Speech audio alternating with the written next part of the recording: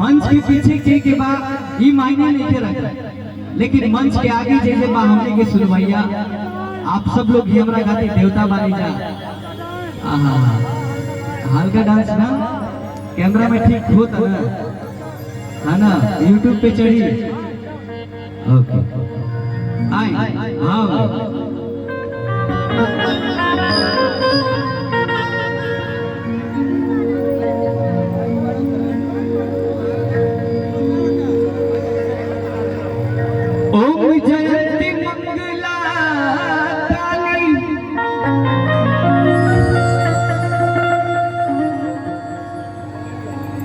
भद्रकाली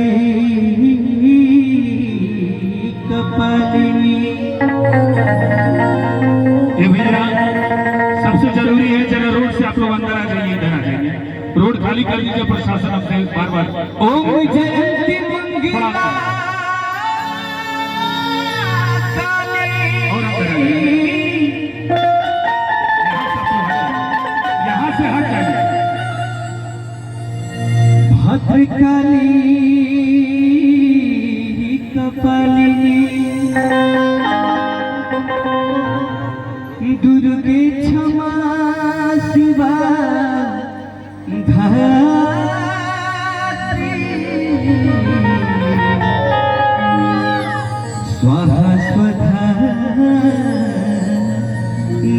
नमोस्तुते।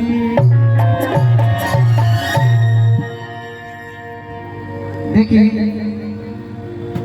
मन एनर्जी दिखा दी। हाँ हमारा के धोती वही सब पहना दे दौड़ो, अगर हम नाचलो चाहे तो झुरा के गिर जाए। आवन पूछिता खोज तो दौड़ के भागे के पड़ी, फिर नाले में डाला वाला हाल होई कि गाँव गाँव चल के रहने यहाँ एक नंबर में। आए भाव रहा हल्का फुल्का डांस ना, हम गाना गाना रही है हमारा आके छोड़ी सैया सेम यही धुन पर एगो देवी गीत गावत है पहले। हाँ भाई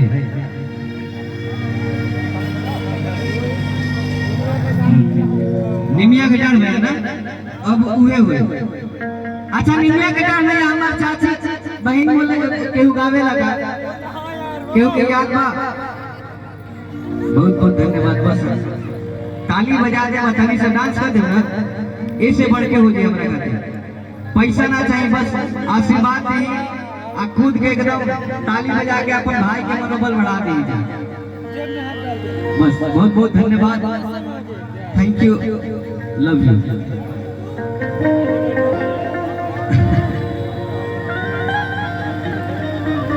निमिया के डांस में जाके हम लाइन सुनावत है हमारे गार्जियन चाचा के फरमाइश रहा कि निमिया के डांस में हो जाओ सूफी पटकार हल्ला में जान।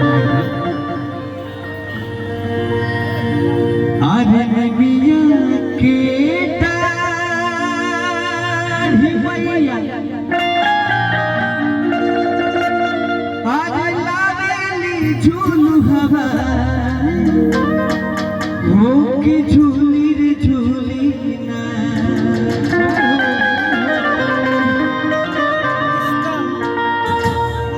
ई हमार माई बहन गावे ले जा आ उहे लोग के धुन है।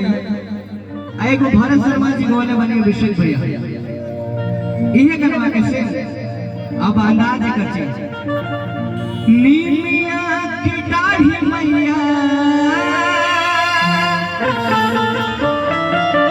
निमिया की दाढ़ी मैया लवली झुलू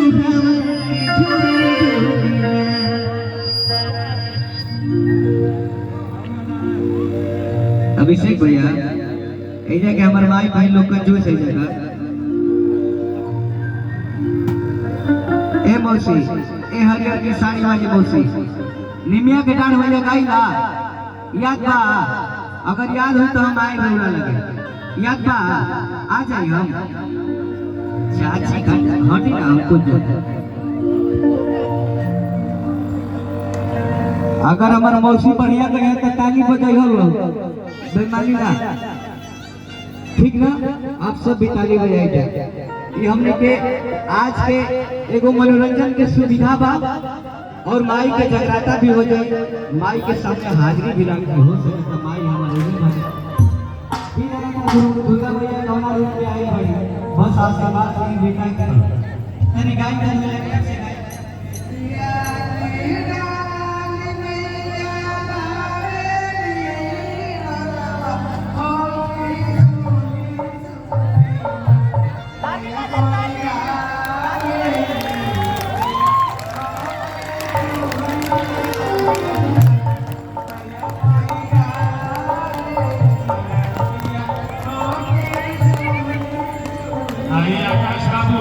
अगर मालूम हो कि चाची तरह नीति गावेली तो हमारे चाची हमारे बड़ा बढ़िया गौरी खड़े उतारी देगा हाथ लगे भैया हो एक बार जोर से बोलिए सच्चे दरबार की जय। अरे किन्नी मिया की दाढ़ी मैया आवे झूलू बाबा की झूली झूली हम चाहत कि सब केहू अपन अपन हाथ उठा लेबे एक बार। ए दुर्गा मैया के कसम बा जे हाथ ना उठाई फिर सफल ना होई केहू। हाथ उठा के दोनों हाथ ताली बजावे के बाटे कैसे कि मिया के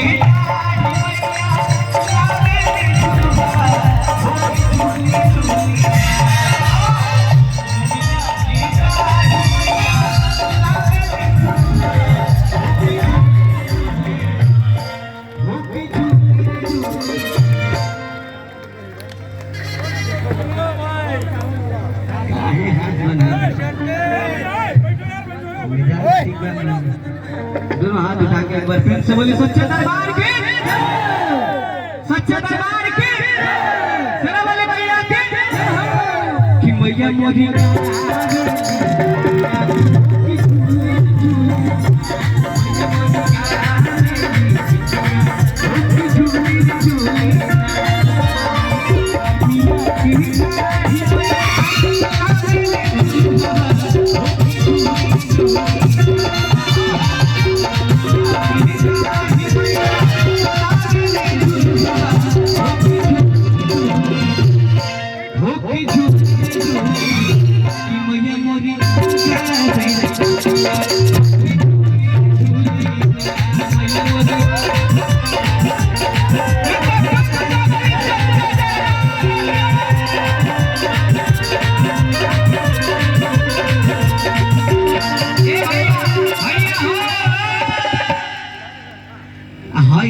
सुन ले ए राजा जी मेला घुमाइबा कि ना घुमाइबा कुल नवरात्र बीती गई अब आज लास्टे बा तो मेहरारू कैसे कहती है कि असु के नामी में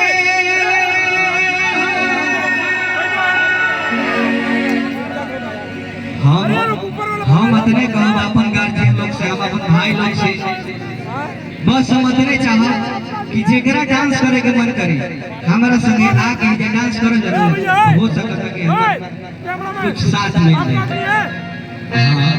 तनी सब बैटरी हमारे तने के चार्ज ना होके चार्ज करे खातिर देखो भाई युवा पीढ़ी में नाक में के कटवावे के अभी हमने के यूथ वाली अगर 4 गो भाई लोग मिल जाए तो फिर गर्दा गर्दा हो जाए क्या